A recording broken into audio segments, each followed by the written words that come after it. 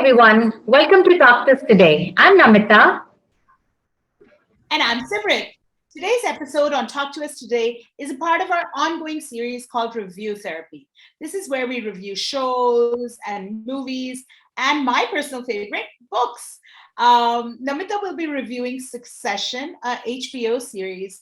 This series has received several awards and nominations, including the British Academy Television Award for Best International Program, the Golden Globe for Best Television Series Drama, and lots more. I'll be reviewing the popular new novel, The Midnight Library.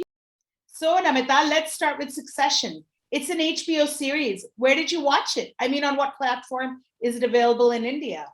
Well, it is available on Disney Hotstar in India and it premiered in 2018. And I must say, it was a good find. Definitely worth watching, Simrit. I mean, good storyline and super talented cast. Yeah, perfect locations as per the storyline. And usually, me and my husband, we prefer to watch thrillers or comedies or, I mean, as I mentioned earlier, historical fiction, the genre of our historical fiction that we love to watch. But this time, we decided to try out this family business drama, a mix of, family politics and corporate politics.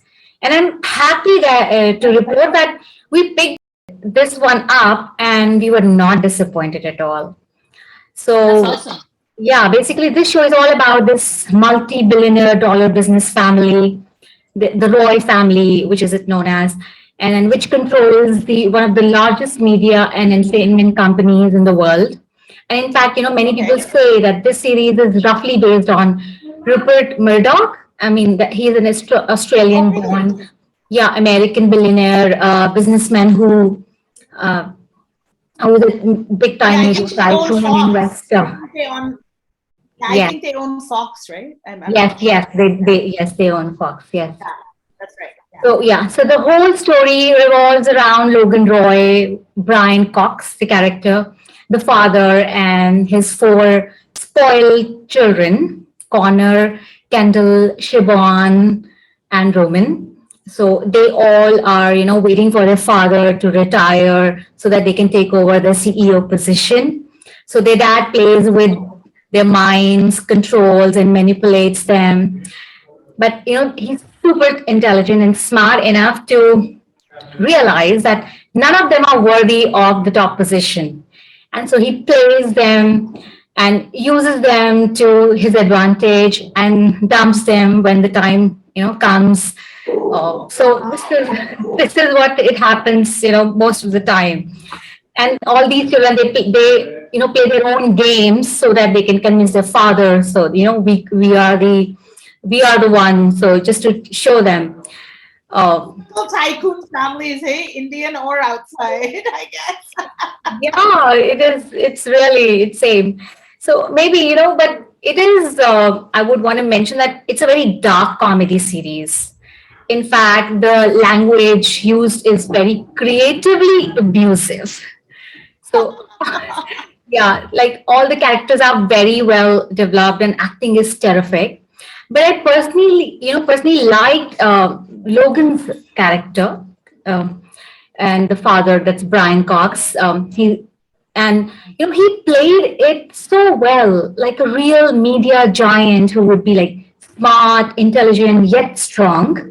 And he seems like a self-made man, sometimes being sensitive to his kids, and then becoming conniving, and the character of his son Kendall is done very well too. Smart but Okay. stupid. I mean, he has these instant surprising, yeah, and yeah, and I mean, he has these instant surprising big moves which shock everyone. And I mean, he's a big time drug addict, which makes the character more complex. And he plays the role very well. And I think the main character won some award also for his role in this series. Yeah.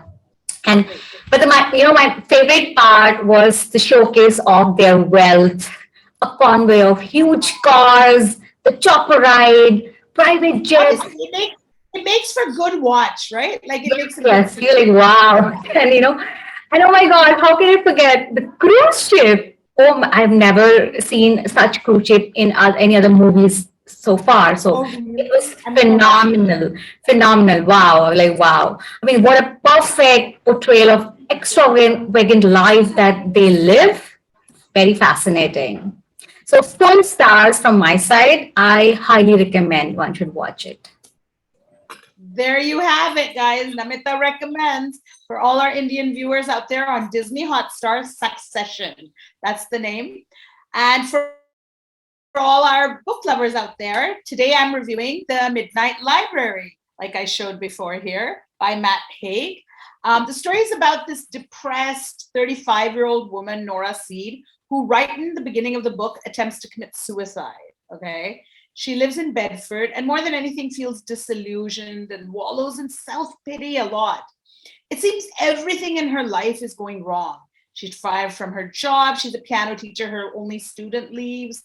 Her brother doesn't want to stay in touch. And then her cat dies. And at this point, I was hating this book. And this is only page 24, okay? Like, I was hating this book. So it And sounds then, already so miserable while listening to you, Simrit. I mean, yeah, no, like it was. Yeah. yeah. And then, but it's only page 24. But then as she lies, so I didn't know what this book was about. But then it's a fantasy, okay? It's a fantasy kind of book. And then as she lies between life and death when she tries to commit suicide, she arrives at what was the Midnight Library, which is the title, where one of her earliest influences, her school librarian, Mrs. Elm, is present. Now, Mrs. Elm is her guide in this library or whatever this other realm they've tried to show. This library has an infinite number of books, which all reflect her parallel or alternate lives. So let's say you make a choice in life that you choose not to marry somebody, all right? And then there's a parallel life that if you had chosen that person, what would your life be like? And that were the books there. So she was first, to begin with, given a book of regrets. And it's so heavy that she can't even lift it because the regrets are so many and so diverse. Like as simple as not saying I love you to your father before he dies, or like that's what happened to her. And then regrets like not staying healthy in life, regretted not marrying a man who loved her, regretted taking a dead-end job, and so many more. And then as she starts like understanding and going through, like experiencing the other lives through these books, and like if she'd taken the choices differently, there are infinite number of choices. So the regrets became lesser because then she said, oh, that life would have been that way, and the moment she doesn't want to live that life, she comes back to the library. So there's parallel lives that she experiences in this book. And like there are ones where she's an Olympic swimmer, one where she's a glaciologist, like she goes and studies the glaciers. Yeah. And one where she's an international rock star, one where she's married to the man of her dreams, and so on and so forth. And as she experiences his life, she realizes like that her regrets are becoming lower. So the book of regrets is getting lighter. And she comes back to each life reduces her regrets in her present life. Oh, that's interesting concept. I mean, very well thought.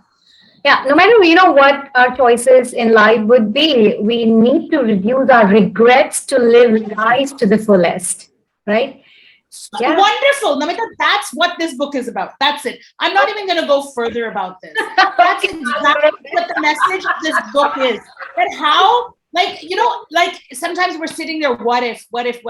We're wallowing in self-pity, just like Nora Seed, the protagonist in this book, was doing. And you get depressed, and it's a lot about mental health issues. Her mother died, and that caused her life to spiral downwards.